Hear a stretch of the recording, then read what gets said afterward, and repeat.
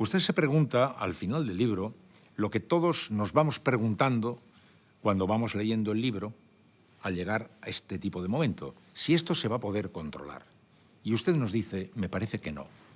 Porque los que están trabajando en el almacenamiento de datos, Big Data, los que están avanzando por la ingeniería genética, los que están avanzando por ingeniería robótica, cada uno está avanzando por su camino. No hay un poder central que los esté dirigiendo en su avance.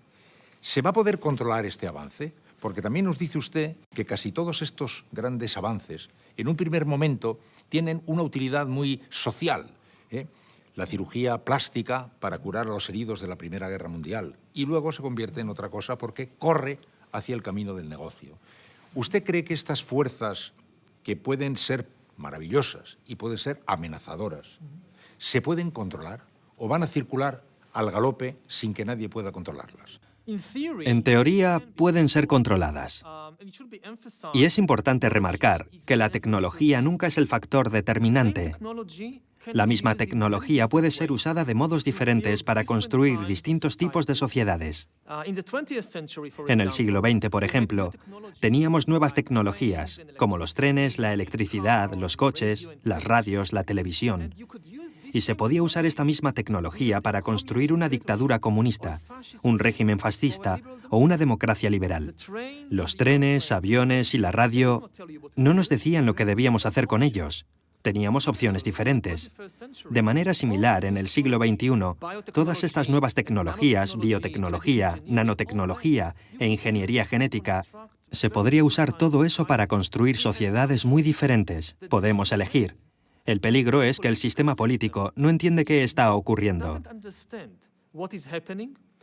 No intenta entenderlo y no trata de tomar el mando y dirigir esto hacia el camino correcto. Las fuerzas más poderosas que están dando forma a nuestro futuro y el futuro de nuestros hijos están fuera de la esfera política. Incluso en los últimos 20 años, probablemente el cambio más importante del mundo, que afectó a las vidas de todos, fue la aparición de Internet.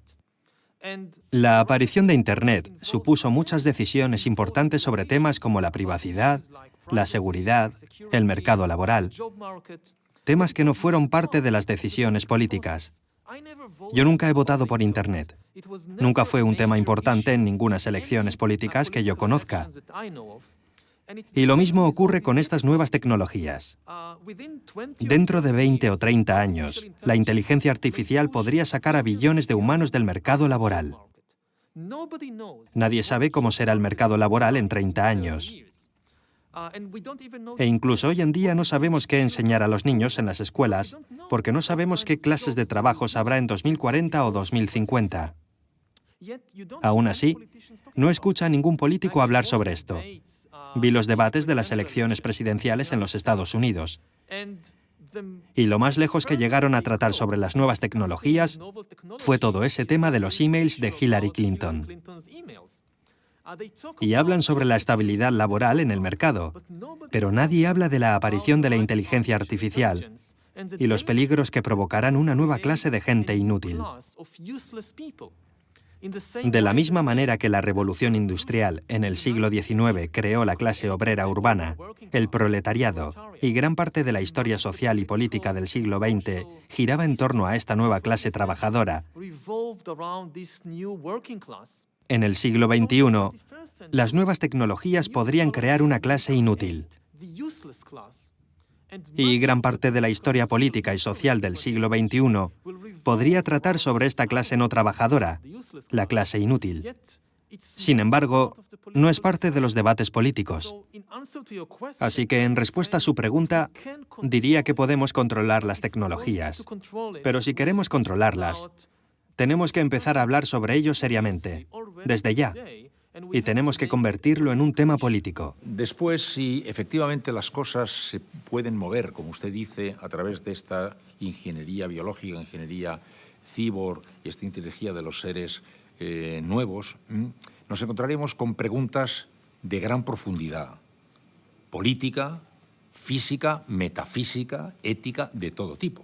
Porque usted dice, Hasta el momento, en la historia de la humanidad, los seres humanos han construido una batalla de religiones de la que ha salido victoriosa la religión del humanismo, la fe en el hombre. Y de entre las religiones humanistas, la religión liberal, el hombre libre, el hombre dirigido por el libre albedrío. Y usted nos dice, en este mundo que podría hacerse artificial, ya no construido a la antigua usanza, de pronto no va a tener sentido el libre albedrío, ni va a tener sentido la libertad, porque vamos a estar manejados por algoritmos. Vamos a ser una especie de consecuencia de unos códigos de algoritmos. Eso es muy impresionante, como posibilidad. Aunque solo sea como posibilidad, es impresionante. Pero sí es una posibilidad. Sí, en el siglo XX, la ideología victoriosa fue el liberalismo, que decía que la mayor autoridad en el mundo es la libre elección y los sentimientos del individuo.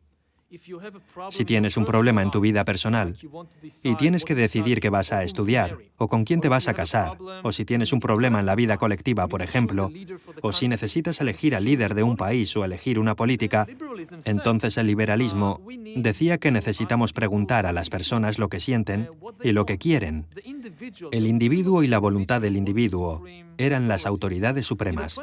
En el siglo XXI, es probable que la autoridad pase de los individuos a las redes de algoritmos. Cuando tengamos una gran pregunta o una pequeña cuestión, preguntaremos a estos algoritmos. Esto suena muy abstracto y complicado, así que daré 1 o 2 ejemplos si tengo tiempo. Comencemos con algo muy simple y mundano, como que quiere elegir un libro para leer. En el siglo XX, la gente le decía, siga sus sentimientos, siga su corazón, vaya a una librería, coja varios libros, mírelos, y si se siente identificado con uno, simplemente cómprelo y léalo. Nosotros éramos la autoridad.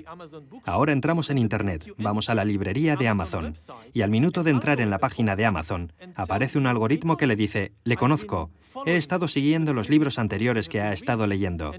Y en base a eso... Disculpe, ¿ya estamos entonces en este momento con nuestro libre albedrío ya amenazado? ¿Ya hoy los algoritmos y su código se impone sobre nuestro libre albedrío? Usted dice, a veces creemos desear, pero no estamos deseando. Nos están haciendo desear. ¿Ya están ahora mismo mandando los algoritmos? Es un proceso que está comenzando a ocurrir. Estamos renunciando a nuestra autoridad y confiando menos en nuestras propias decisiones y más en lo que los algoritmos saben de nosotros. Por lo tanto, de nuevo, es igual que el ejemplo de elegir un libro, porque es muy simple y mundano. Con todo, cada vez iremos confiando más, no en nuestros sentimientos, sino en algoritmos para elegir un libro, basándonos en lo que saben de nosotros.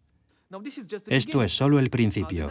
La próxima fase será, digamos que usted lee un libro en Amazon Kindle. Incluso ahora, mientras lee un libro, el libro le está leyendo a usted. Kindle sabe qué páginas leemos rápido, cuáles leemos lento, y cuándo dejamos de leer un libro. Y esto le da a Kindle y a Amazon una idea sobre quién es y qué le gusta. El próximo paso será conectar Amazon Kindle a softwares de reconocimiento facial, algo que ya existe. Estos softwares observan los rostros y reconocen las emociones analizando los movimientos de los músculos de la cara. Así, cuando Kindle se conecta con esto, el libro sabe cuándo nos estamos riendo, cuándo estamos llorando o cuándo estamos enfadados. Y el próximo paso será conectar Kindle no solo a este software, sino también a sensores biométricos en nuestro cuerpo o dentro del cuerpo. Y en base a esto, el libro o Amazon sabrán el impacto emocional exacto de cada una de las frases que esté leyendo en el libro. Así, si lee una frase y su presión sanguínea aumenta a lo más mínimo, el libro lo sabrá, Amazon lo sabrá. Basándose en todos estos datos, no solo puede recomendarle libros, sabrá exactamente quién es, cuál es su personalidad, y podrá recomendarle y tomar decisiones por usted en muchas otras cosas, como por ejemplo, con quién debería casarse. Tal vez la cuestión más importante en la vida de una persona, a nivel personal, es elegir si ha de casarse y con quién ha de hacerlo. Así, en el siglo XX se le decía a la gente, tan solo sigue tu corazón, sigue tus sentimientos. Digamos que su novio o su novia le pide matrimonio. O te casas conmigo o te dejo. Y tiene que tomar una decisión. Ellos decían a las personas, de acuerdo, tan solo sigue tus sentimientos. Sin embargo, ahora no seguirá sus sentimientos. Le preguntará a Google o a Amazon, Google, ¿qué debería hacer? Mi novio me ha pedido que me case con él o me va a dejar. ¿Debería casarme con él o no? Y Google dirá, te conozco. He estado leyendo tus emails. He estado escuchando todas tus conversaciones telefónicas. Te he estado observando cuando leías libros, cuando veías películas. Sigo tus datos biométricos. ¿Qué está pasando con tu presión sanguínea, tu corazón, tu adrenalina? 24 horas al día usando todos estos sensores biométricos. Y en base a todos estos datos, y por supuesto, como conozco a la otra persona tan bien como a ti, y además tengo estadísticas de millones de relaciones que han tenido éxito y relaciones que han fracasado, en base a todos estos datos te digo, yo que tú me casaría con él o ella. Al fin y al cabo, es una respuesta empírica. Si los consejos que Amazon, Google o Facebook nos dan pasan a ser mejores que los que nos dicen nuestros propios sentimientos, entonces confiaremos en estos algoritmos más que en nuestros propios sentimientos. Y esto ya ha comenzado a pasar en algunos campos. Por ejemplo, cuando la gente va por las ciudades, sigue en Google Maps y no en sus sentimientos, o en el campo médico ya ha ocurrido. La mayoría de las decisiones médicas que la gente toma hoy en día sobre sus propias vidas no se basan en lo que uno siente, se basan en algoritmos que hablan sobre su cuerpo, sobre su salud. Surgen inevitablemente 2 o 3 preguntas rápidas que le pido que responda. Por un lado, ¿sobrevivirá esa idea que hemos manejado históricamente como la libertad? ¿Sobrevivirá? Y segundo, ¿Dios, o lo que hemos llamado Dios, será el vencedor de la batalla por el control de los Big Data? En este momento en el mundo se libra una gran batalla de grandes poderes para controlar los Big Data. El que controla los Big Data será Dios. Lo que hemos llamado Dios será el que controla los Big Data y sobrevivirá a la libertad. Bueno, el gran proceso histórico que vemos es que hace 100 años la autoridad estaba sobre las nubes, era Dios.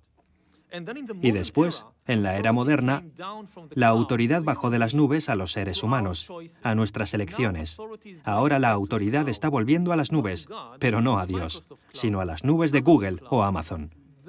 Ahí existen tantos datos sobre cada individuo que el algoritmo llegará a conocerme mejor que yo a mí mismo. Y cuando hay una entidad que me conoce a mí mejor que yo a mí mismo, la autoridad pasa inevitablemente de mí a esta entidad. Hasta ahora, a lo largo de la historia, todo tipo de instituciones trataron de entenderme a mí, al individuo. Intentaron recoger información sobre mí. La Iglesia Católica o la KGB soviética trataron de seguirme y de comprenderme. Pero hasta ahora, nadie había conseguido el conocimiento biológico para entender qué está ocurriendo dentro de mi cuerpo. Y nadie había tenido el poder informático necesario para entender de verdad al individuo, de entender mis emociones, mis deseos, mi personalidad. Así que hasta ahora, por mucha información que la Inquisición o la KGB recogieran sobre mí, realmente no me conocían, no podían entenderme realmente. Pero esto está cambiando ahora. Ahora vemos que están pasando 2 cosas al mismo tiempo. Por un lado, los biólogos están descifrando los misterios del cuerpo humano y la mente humana. Están llegando a entender el origen de mis emociones, mis deseos, mi personalidad. Y al mismo tiempo, los informáticos están desarrollando más y más ordenadores potentes y algoritmos que son capaces de darle sentido a toda esta información. Cuando juntamos las dos, el conocimiento biológico de la mente y el cuerpo humano y el poder informático de los nuevos ordenadores y algoritmos, obtenemos un sistema externo que por primera vez en la historia puede entenderme mejor de lo que yo me entiendo a mí mismo. Usted titula su libro Homo Deus. Dice, el hombre podrá ser como Dios. Bien, dice, no como el Dios monoteísta que entendemos los cristianos o los judíos, sino como los dioses griegos y romanos, que eran una cosa un poco más humana, más a ras de suelo, con pasiones, con debilidades, pero con capacidades creadoras. Entonces, en este mapa que usted, el hombre que avanzará por esa pradera llena de algoritmos que marcan su camino, incluso por encima de su voluntad, tendrá, sin embargo, capacidad de actuar como Dios. ¿En qué sentido? ¿Haciendo qué tipo de cosas? Bueno, los humanos evolucionarán a dioses. Y por eso titulé el libro Homo Deus, es decir, hombre Dios, ya que obtendremos, gracias a la ayuda de todos estos algoritmos, habilidades divinas para crear. En la Biblia, en el libro del Génesis, lo primero que Dios hace es crear a los animales, las plantas y los humanos de acuerdo a su voluntad. En el siglo XXI, nosotros mismos tendremos esta habilidad: empezar a crear, construir y diseñar cuerpos y cerebros, animales y humanos. Luego, en este sentido, seremos como dioses. Seremos capaces de empezar a crear vida. Podremos cambiar nuestros propios cuerpos, nuestras propias personalidades. Adquiriremos el mismo control de nuestro mundo interior que el que teníamos previamente en nuestro mundo exterior. Antes teníamos mosquitos que nos molestaban, así que se inventó un insecticida que mataba a todos los mosquitos. Nos podíamos deshacer de los mosquitos, pero no podíamos deshacernos de pensamientos molestos en nuestra mente. Si tiene un pensamiento, que es como un mosquito, en su mente, molestándole constantemente, está indefenso. No puede hacer nada. En el siglo XXI crearemos nuevas tecnologías. La biotecnología nos permitirá, por ejemplo, deshacernos de pensamientos molestos de la misma manera que podíamos deshacernos de mosquitos molestos. Por supuesto, habrá mucho peligro.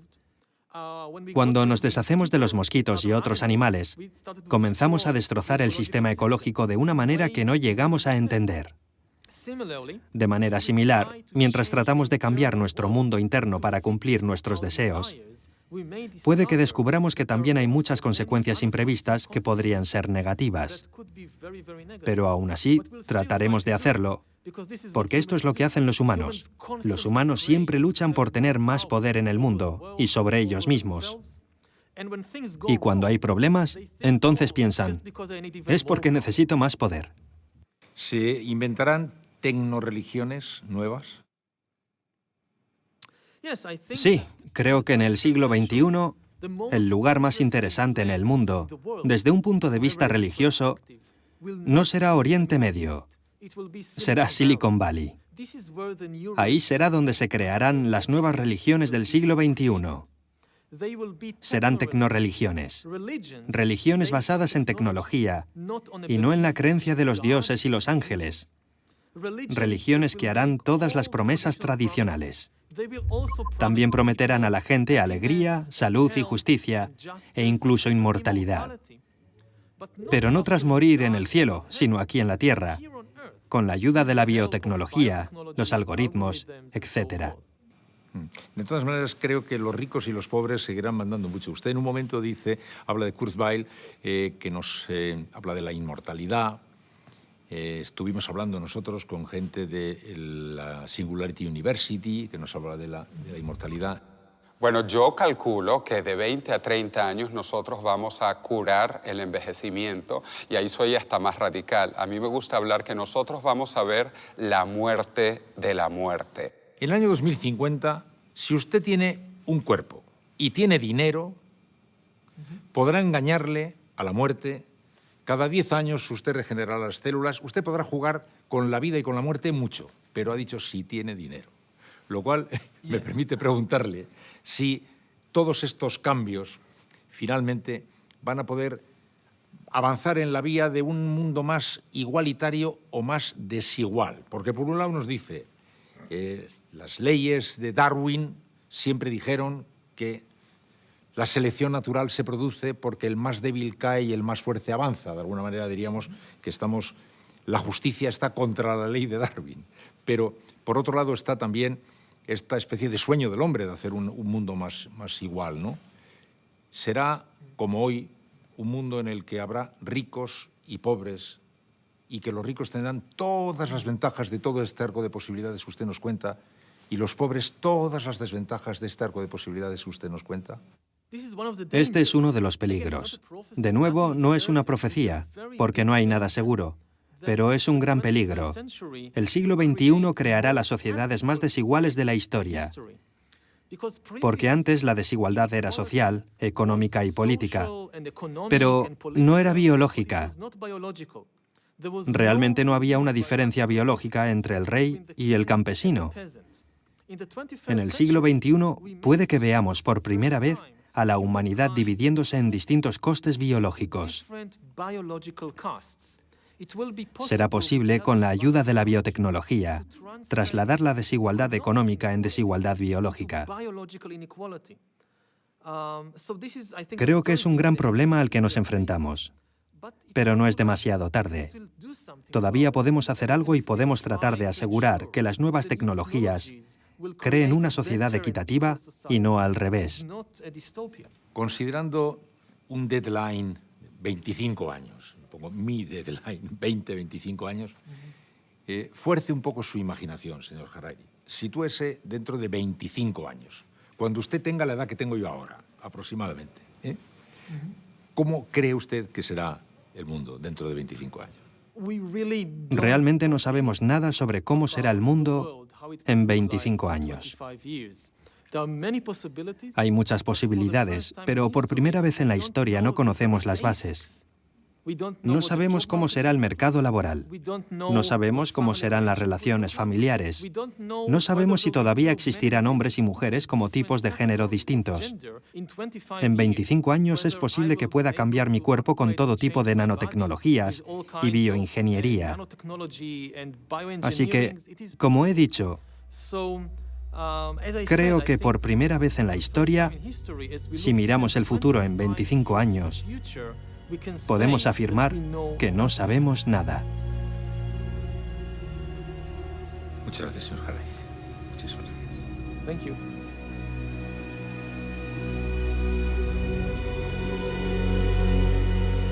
Homo Deus, hombre Dios.